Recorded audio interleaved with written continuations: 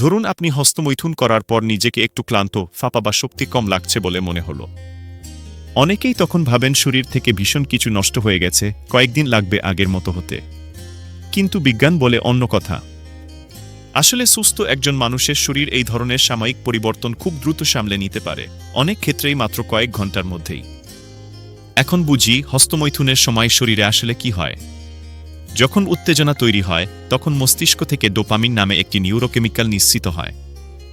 ডোপামিনকে সহজ ভাষায় বলা যায় মোটিভেশন আর আনন্দের কেমিক্যাল। একই সঙ্গে হার্টবিট বাড়ে, রক্ত চলাচল বাড়ে, স্নায়ুতন্ত্র বেশি সক্রিয় হয়। এই পুরো প্রক্রিয়ায় শরীর কিছু শক্তি ব্যবহার করে, ঠিক যেমন হালকা ব্যায়াম করলে করে। বীর্যপাতের পর মস্তিষ্ক থেকে প্রোল্যাক্টিন নামে আরেকটি হরমোন রিলিজ হয়। এই হরমোনটাই মূলত সাময়িক আরাম, তৃপ্তি আর একটু ঝিমুনি ভাব নিয়ে আসে।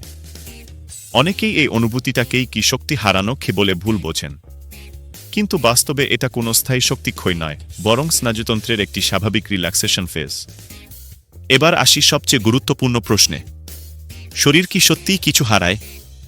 বৈজ্ঞানিকভাবে দেখলে একবার বীর্যপাতের মাধ্যমে যে পরিমাণ প্রোটিন, জিঙ্ক বা অন্যান্য উপাদান বের হয় তা পুষ্টির দিক থেকে খুবই সামান্য। উদাহরণ দিলে বুঝবেন, একটা ডিম বা এক গ্লাস দুধে যে পুষ্টি আছে তার তুলনায় এই ক্ষয় প্রায় অনেক কম। সুস্থ শরীর কয়েক ঘন্টার মধ্যেই এই উপাদানগুলো আবার তৈরি করে ফেলে। এখন এই 5 ঘন্টা কি কথাটা কোথা থেকে আসে? গবেষণায় দেখা গেছে বীর্যপাতের পর ডোপামিন লেভেল সাময়িকভাবে কমে যায় আর প্রোল্যাক্টিন বাড়ে। কিন্তু সাধারণত 3 থেকে 6 ঘন্টার মধ্যেই এই হরমোনগুলো আবার স্বাভাবিক ব্যালেন্সে ফিরে আসে।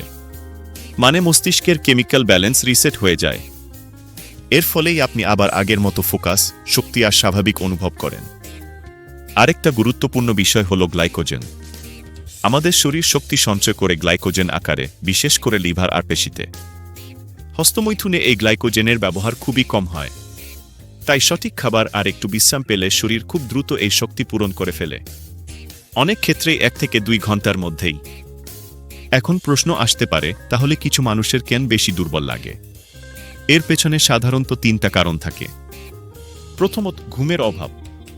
যদি আপনি আগে থেকেই কম ঘুমান তাহলে যে কোনো শারীরিক বা মানসিক কাজের পর ক্লান্তি বেশি লাগবে। দ্বিতীয়ত, পুষ্টির ঘাটতি। শরীরে যদি আগে থেকেই আয়রন, ভিটামিন B12 বা ক্যালোরির অভাব থাকে তাহলে এই অনুভূতিটা তীব্র হয়। তৃতীয়ত, মানসিক গিল্ট বা ভয়। মস্তিষ্ক যদি মনে করে কিছু কি ভুল হয়েছে তাহলে সেটাও ক্লান্তি আর দুর্বলতার অনুভূতি বাড়িয়ে দেয়। এখন আসি বাস্তব সমাধানে। যদি আপনি চান 5 ঘন্টার মধ্যেই নিজেকে পুরো ফ্রেশ অনুভব করতে, তাহলে 3টা কাজ করুন। প্রথমত, পানি খান। বীর্যপাতের পর শরীর একটু ডিহাইড্রেটেড ফিল করতে পারে, পানি খেলেই সেটা অনেকটা ঠিক হয়ে যায়। দ্বিতীয়ত, হালকা পুষ্টিকর খাবার। একটা ফল, একটু বাদাম বা সাধারণ ভাত ডালি যথেষ্ট। তৃতীয়ত, শরীরকে দোষ না দিয়ে স্বাভাবিকভাবে নিন। মানসিক চাপ কমলে শরীর দ্রুত রিকভার করে। বিজ্ঞান পরিষ্কারভাবে বলে, হস্তমৈথুন সুস্থ প্রাপ্তবয়স্ক মানুষের জন্য স্বাভাবিক একটি আচরণ। এতে স্থায়ী শক্তি ক্ষয় হয় না, স্মৃতিশক্তি নষ্ট হয় না বা শরীর ভেঙে পড়ে না। বেশিরভাগ ক্ষেত্রেই এটা কয়েক ঘন্টার মধ্যে স্বাভাবিক অবস্থায় ফিরে আসে, আর অনেকের ক্ষেত্রে 5 ঘন্টাও লাগে না। সবচেয়ে গুরুত্বপূর্ণ কথা হল, আপনার দৈনন্দিন শক্তি নির্ভর করে আপনার ঘুম, খাবার, ব্যায়াম আর মানসিক অবস্থার উপর। একবার হস্তমৈথুন নয়, বরং এই 4টা বিষয় ঠিক না থাকলে দুর্বলতা আসবে। যদি এই ভিডিওটা আপনাকে পরিষ্কারভাবে বুঝতে সাহায্য করে যে শরীর আসলে কিভাবে কাজ করে, তাহলে শেষ পর্যন্ত দেখার জন্য ধন্যবাদ। সত্য জানলে অযথা ভয় থাকে না, আর ভয় না থাকলে শরীরও ভালো থাকে।